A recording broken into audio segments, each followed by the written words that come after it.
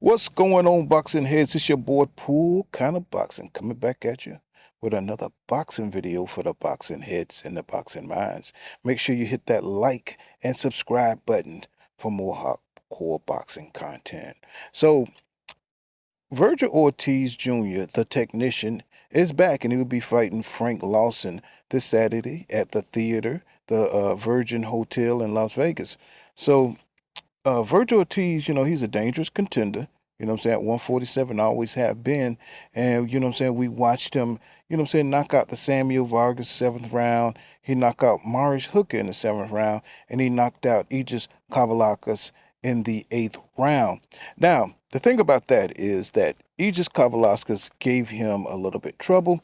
All started in the second round where, Vergil was doing his thing with that strong aggressive, powerful jab that he had. He was controlling Aegis until, he kind of left that left a little low. That left hand was just a little low. He just came over the top and continued to throw those combinations because one thing about Aegis Kavalakas, he's got power in both hands and he can throw combinations and he will surprise you with some hand speed. And I think he surprised Vergil Ortiz that night and he dropped Vergil Ortiz. Knocked him down with power. And I think, Vergil Ortiz, it was kind of a flash knockdown because Vergil got up and started stinging him to the body and almost dropped Kavalakas that fight. But he ended up dropping Aegis Kavalakas 5 times, bro. I mean, like he could tell that Vergil Ortiz was embarrassed and he didn't appreciate that shit. So he went in there and he really put it on Aegis Kavalakas' ass, man. He was like, just going to the body, man. That thing looked like he was destroying Aegis Kavalakas. You could see him just breaking down after that. And it just showed you that when Vergil Ortiz want to take it up another notch, you know what I'm saying? He separates himself, right? He shows that he's got another gear, and that makes him a special fighter, in my opinion, right? So he's an exciting fighter. He's a strong, aggressive pressure fighter. What I'm saying? And he comes forward and he destroys. So with Michael Kinnison, that's when we first kind of like got our idea that he's having like kind of health problems because he was dehydrated, um, which everybody kind of speculated that he's kind of too small, too big for 147, and he even passed out before the Michael McKinnison fight. And you could tell he had trouble tracking down and keeping up with the footwork of Michael McKinnison. Now, I don't know if that's just the mechanics of his style, his boxing style, or is it, saying how much of it is the weight drain, saying is what I'm trying to say. And, he just had trouble until he finally caught up and got Michael McKinnison up out of there, And, Michael McKinnison just didn't have the power to keep Vergil Ortiz off of him. And, he bit the dust, I think it was the ninth round where Michael McKinnison, got TKO'd. And it was another good notch on Vergil Ortiz's belt, right? So he's got like 100% knockout ratio. The only other fighter I know that has 100% knockout ratio is Arthur Beterbiev, right? So, them two guys are in a class, of their own, Um, so, it's he's an exciting fighter. He's really action packed, and he really put it on Aegis Kavalakas and Michael Kinnison dropping him. Even though the British fighter, fought well. Vergil Ortiz is just a different breed, man. He's a different pedigree, and I miss him in the ring, watching him in the ring.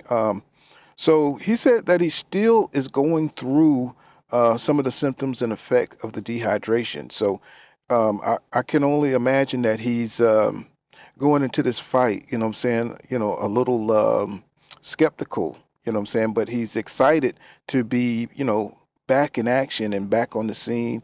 You could even see it in his interviews, he's like really ready for this fight. Um, a lot of people counted out Vergil Ortiz because, he didn't fight the boot sentences and he stopped calling out Terrence Crawford. But after that Aegis Kavalakas fight, you can see that he need to work on his defense some. And, that's one thing that Terrence Crawford would have, ate up. would have made short work of Vergil Ortiz because he wasn't quite ready yet. But he is still a top contender. You know what I'm saying? But he will not be competing at 147 anymore because he can't make that weight. So he had to move up to 154, right? And that's exciting in itself because the 154 division is very exciting. It's very exciting right now. I mean, you got Jose Ramos, you got Brian Mendoza up there, you got Tim Zhu, you know what I'm saying? You got Jamel Charlo. I mean, you got Erickson Lubinson. There's a bunch of people that Vergil Ortiz can, you know what I'm saying, rock the boat with and see, what style comes out on top. And I think he has an exciting style to like really test these guys. Hopefully those 7 pounds will give him, what he needs to, sustain his health, you know what I'm saying, and be at 100%. Because, you don't want a weight drain fighter, you know what I'm saying? Some people are speculating that he need to go up to 160. But, we don't know until we see him against Frank Lawson, you know what I'm saying, who could be, you know what I'm saying, the Black Panther, you know what I'm saying? He might come out with that Wakanda shit on Vergil Ortiz, you know what I'm saying? And, this dude is an Avenger. If he end up being an Avenger, uh-oh, you know what I'm saying? Vergil Ortiz may have to look out, you know what I'm saying? Because if the Black Panther, if he's a Black Panther, hey, he's the king of Wakanda, you know what I'm saying? We're going to find out, you know what I'm saying? And I think Vergil Ortiz, he, it'll be a welcome to the 154 division. And this guy, you know what I'm saying, Frank Lawson, you know what I'm saying? I don't, it should be a showcase fight, but, you never know, you know what I'm saying? You never know, about these guys. And these guys that they dig up, you know what I'm saying? So, I'm looking forward to seeing him. I just want to see if Vergil still, some shows flashes of what he did at 147. Of course, you know what I'm saying, I was a little pissed that he didn't fight a man that's standing illness, but, you know what I'm saying, you can't always get what you want. You know what I'm saying? Life throws you curves, and he beat those odds, so hopefully he can get back to being the Vergil Ortiz that we all know. But that's all I got. This has been Pool Count Out Boxing. Make sure you smash that like button and subscribe to my channel for more hardcore boxing content. Peace.